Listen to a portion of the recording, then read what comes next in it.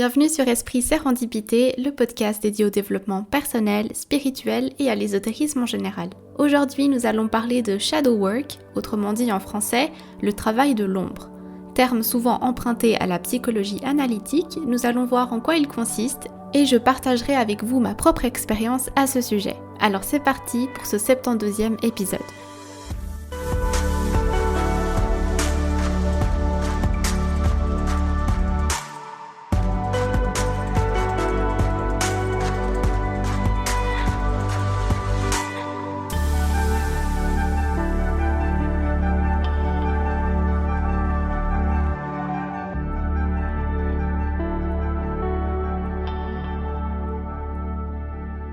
Bienvenue dans ce 72e épisode, j'espère que vous allez tous très bien.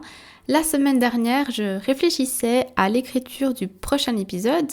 Je savais que l'un des thèmes que je vais bientôt aborder est la partie 2 de l'épisode sur la numérologie. Donc vous inquiétez pas, c'est prévu, je vais y travailler tout bientôt.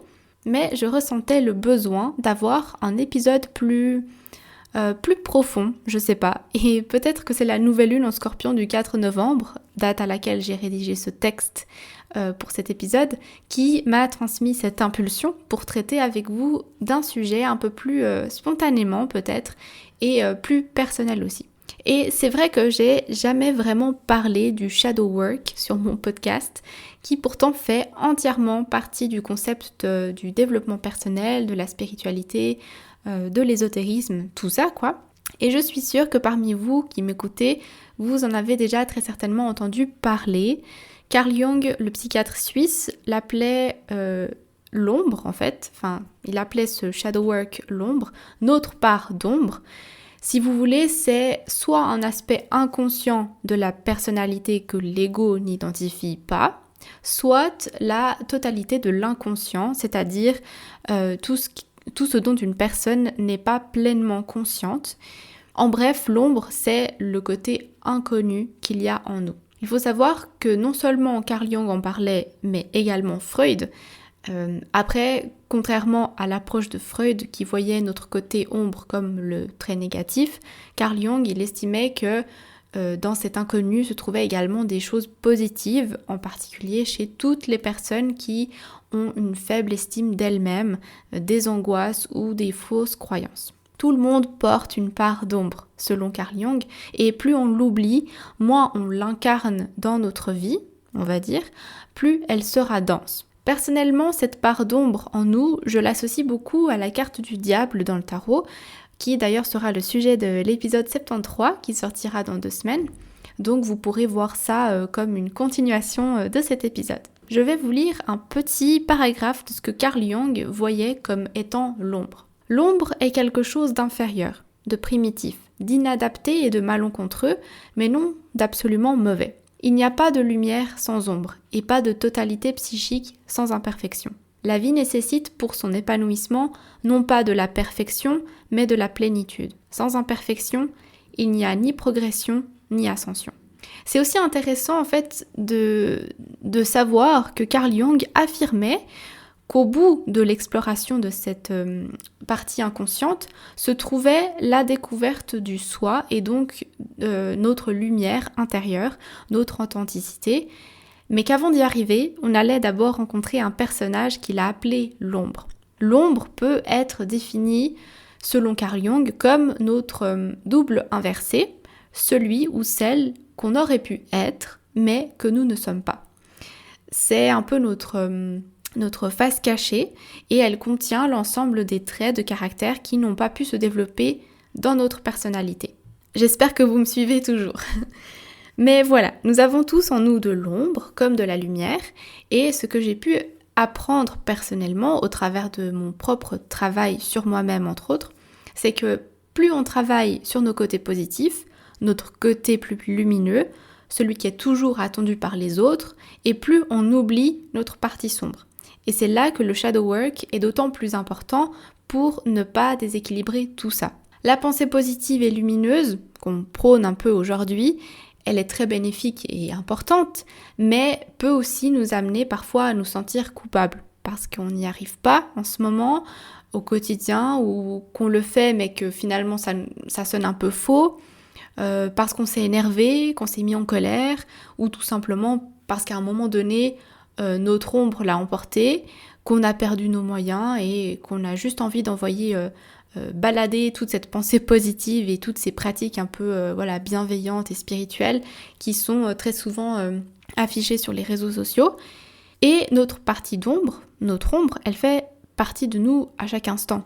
L'oublier ou tenter de la faire disparaître, ça ne servira pas à grand chose. Le shadow work, c'est justement travailler sur ces zones d'ombre, c'est accepter, voire transmuter ces parties de nous qu'on n'aime pas, qu'on rejette, qu'on a cachées très profondément en nous. Plus on va regarder ces côtés de nous, moins ils seront denses et moins ils auront un impact dans notre vie.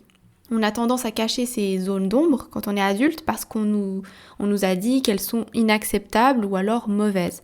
Donc on a tenté d'enfouir notre colère, notre paresse, parfois même notre sexualité, notre mauvaise humeur, mais pas que. On y a aussi caché nos bons côtés, comme par exemple notre joie enfantine, cette joie qui s'émerveille d'un rien parce que voilà, on n'a pas envie de paraître un peu bébête ou un peu enfantin, alors on l'a caché.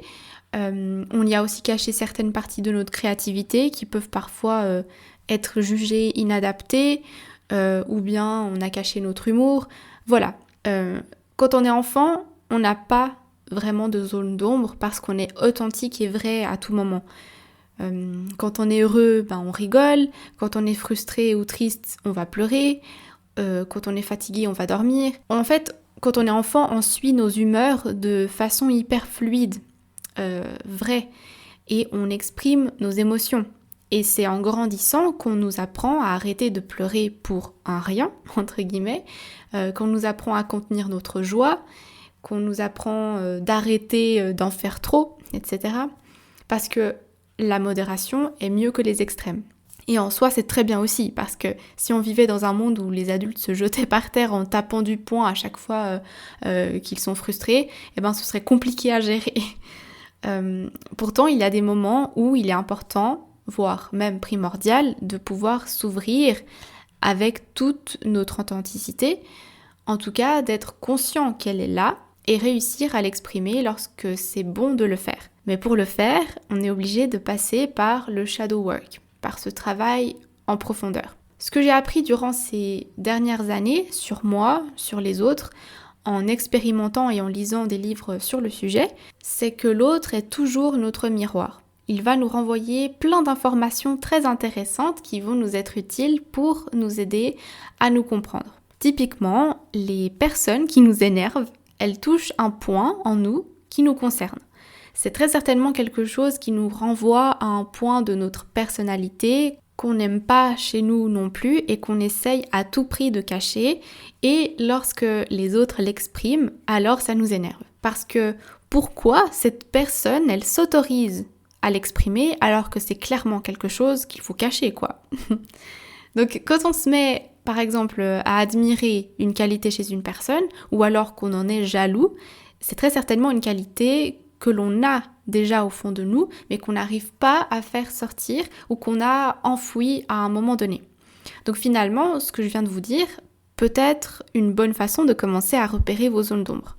Vous pouvez même les noter dans un cahier, histoire de bien les séparer. La prochaine fois que vous êtes jaloux, par exemple en voyant votre partenaire parler à une autre personne du sexe opposé, prenez note de ce qui se passe en vous. Comment vous vous sentez, où vous le sentez et quelles sont les pensées qui vous viennent. Alors, je vous rassure, il faut beaucoup d'entraînement et de temps avant d'arriver à accueillir une émotion comme la jalousie et l'observer plutôt que d'agir en conséquence.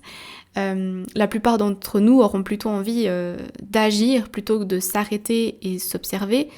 Et c'est tout à fait normal et humain. Et le travail de l'ombre ou le shadow work serait beaucoup plus facile si tout le monde pouvait le faire en un claquement de doigts. C'est pour ça que le mieux, c'est d'être accompagné par un thérapeute quand on commence ce travail-là. Je dirais même que c'est la première chose que j'aurais dû dire en début d'épisode. Quand on se lance dans le shadow work, pour les premières fois, de mon point de vue, ce que j'ai pu expérimenter, c'est même primordial d'être accompagné parce qu'on va vraiment venir creuser et déterrer des choses compliquées qu'on n'a aucune idée de comment traiter.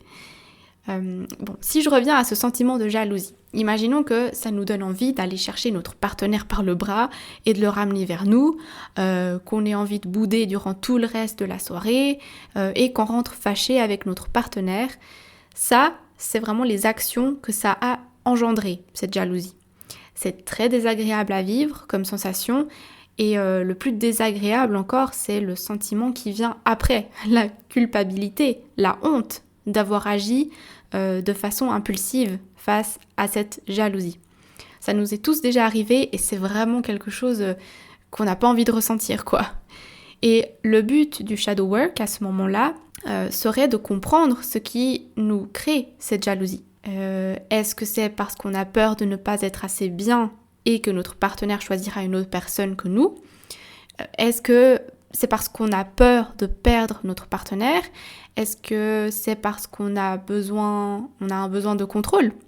Il y a plein d'explications possibles à cette réaction et elles seront différentes pour chaque personne, mais souvent, les trouver tout seul, c'est compliqué. Justement, un thérapeute saura nous aiguiller vers les bonnes questions, vers les moments peut-être de notre enfance ou adolescence qui ont cristallisé en nous une peur qui créera plus tard ce sentiment de jalousie.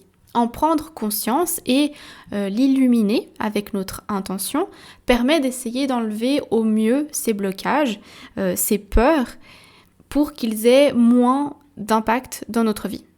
Peut-être que ces peurs disparaîtront totalement après quelques séances, peut-être pas, mais le principal c'est de savoir qu'elles sont là et d'en avoir conscience. Le fait d'en avoir conscience fait aussi qu'elles auront moins de contrôle sur notre vie. Là encore, j'aimerais parler de ce que Carl Jung disait à ce sujet. Lorsqu'on refuse de voir qu'on a une partie d'ombre en nous, ce qui va se passer, c'est une projection.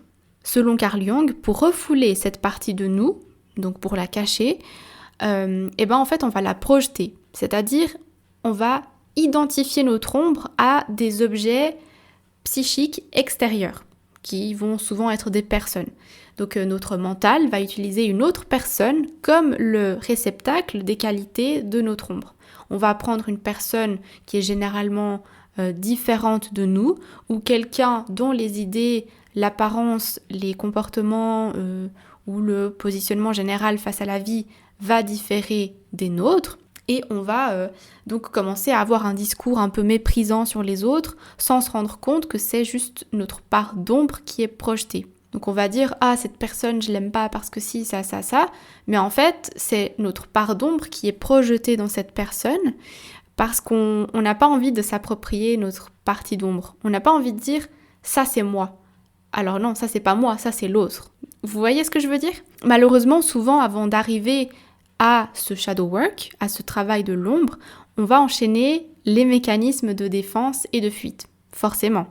À chaque fois qu'on sera mal à l'aise face à une personne, on va fuir. À chaque fois qu'on sera mal à l'aise face à une conversation, on va fuir. Lorsqu'on aura une personne qui va nous énerver, on va déclencher un mécanisme de défense.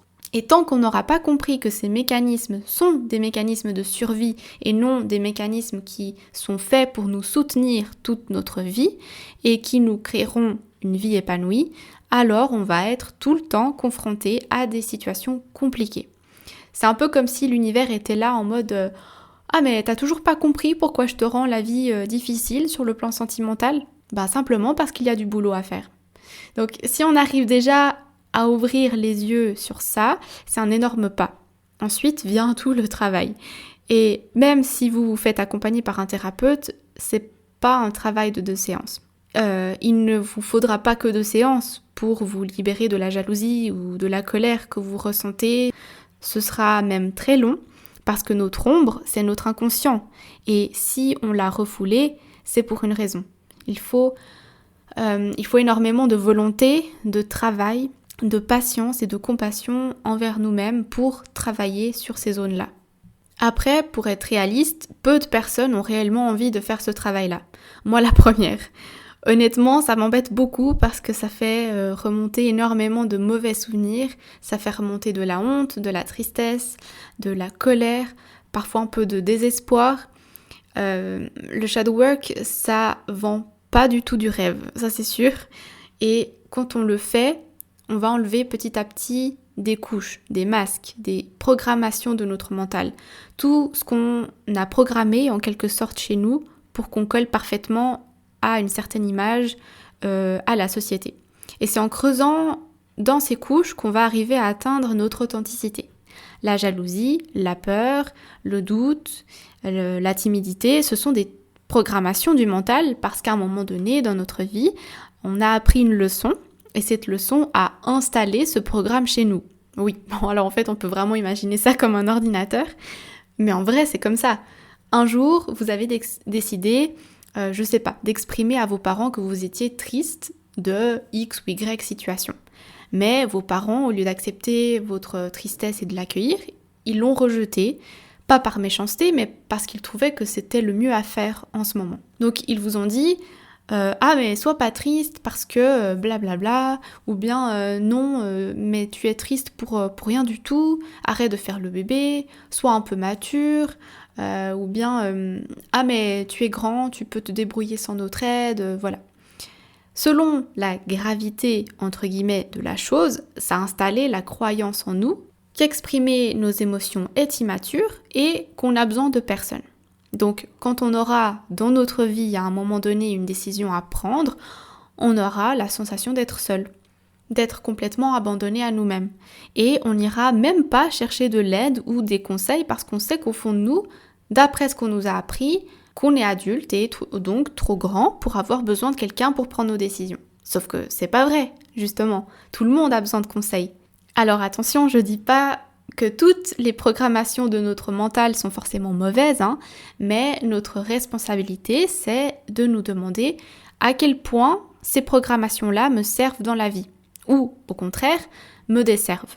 Si ces croyances, si ces pensées limitantes, ces peurs me coupent de belles choses dans la vie ou m'empêchent de vivre des choses, pourquoi est-ce que je les maintiens? Pourquoi ne pas faire le travail nécessaire pour les désinstaller? Oui, ça prend du temps et oui, c'est parfois douloureux parce qu'on va être obligé de retourner dans notre passé pour revisiter certains souvenirs. Oui, on va certainement pleurer, être en colère, retomber dans nos programmations 50 fois, mais une chose est sûre, à mon sens, même si on avance de 2 pas et qu'on recule d'un pas à chaque fois, au final, on avancera toujours. On avancera moins vite, mais on avancera toujours. Et le but de ce travail de l'ombre, c'est pas d'être parfait, mais de s'accepter dans sa totalité. C'est un travail, comme je disais, qui prend du temps, du courage aussi d'affronter nos côtés moins glorieux parfois. Mais c'est tellement libérateur. Se rendre compte que certains de nos schémas qui se répètent dans notre vie nous emprisonnent et qu'il suffit de se rendre compte qu'ils sont là et de les faire remonter à la surface pour qu'ils contrôlent plus inconsciemment notre vie. Alors maintenant, si vous avez envie de commencer à vous intéresser à ce travail, comment vous pouvez vous y prendre? Déjà, pour commencer à repérer un premier point de travail, pensez à une personne qui déclenche en vous une réaction. Comme j'avais dit plus tôt, une des nombreuses façons dont l'ombre se manifeste pour nous est dans ce qui nous énerve ou qu'on n'aime pas chez les autres.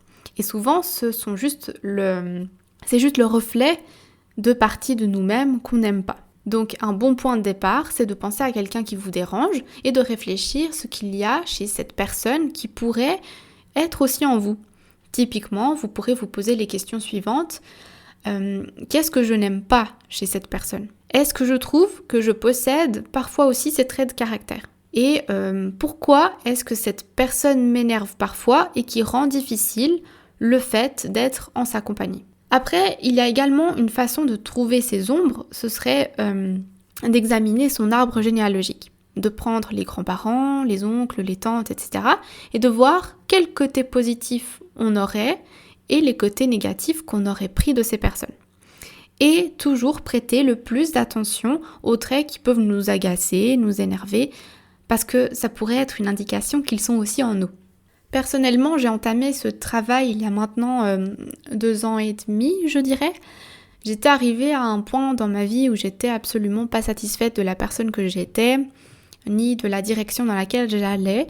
J'avais énormément de peine à gérer mes émotions, ma colère, mes frustrations. Je sentais un un réel déséquilibre à l'intérieur de moi et c'était devenu tellement inconfortable que j'ai pas eu le choix que de regarder en face tout ce qui n'allait pas chez moi. Enfin, tout non, mais une partie. Alors j'ai fait des changements, j'ai quitté une relation dans laquelle j'étais qui ne m'épanouissait plus du tout et j'ai commencé à observer toutes ces ombres qui étaient remontées à la surface. Oui, parce qu'en fait, les relations, qu'elles soient professionnelles, familiales ou amoureuses, sont bien souvent celles qui vont faire remonter nos parts d'ombre. Et là, le but, plutôt que de les recacher bien au fond de notre inconscient, il faut justement en profiter pour les regarder. Et donc voilà, j'étais arrivée à un point où cette relation avait fait remonter tellement de choses négatives qui étaient au fond de moi que j'en ai profité pour les ramasser. Et j'ai vraiment cette image, vous savez, d'une piscine qu'on nettoie avec un filet, qu'on ramasse les déchets, les feuilles et autres qui sont tombés dedans pour avoir une eau propre et claire. Et c'est ce que j'ai fait un peu après ma rupture et que je n'ai pas arrêté de faire depuis 2 ans, quoi. Et aujourd'hui, à chaque fois qu'une relation ou une personne me donne une sensation désagréable et me dérange, j'essaye du mieux que je peux de comprendre pourquoi et ce que ça reflète en moi. Bon, faut savoir que j'ai quand même été accompagnée par 2 ou 3 thérapeutes quand même, une hypnothérapeute et une kinésiologue entre autres, qui m'ont beaucoup aidée à comprendre ces parties de moi. Aujourd'hui, j'ai l'impression d'être une personne totalement différente qu'il y a 2 ans et demi.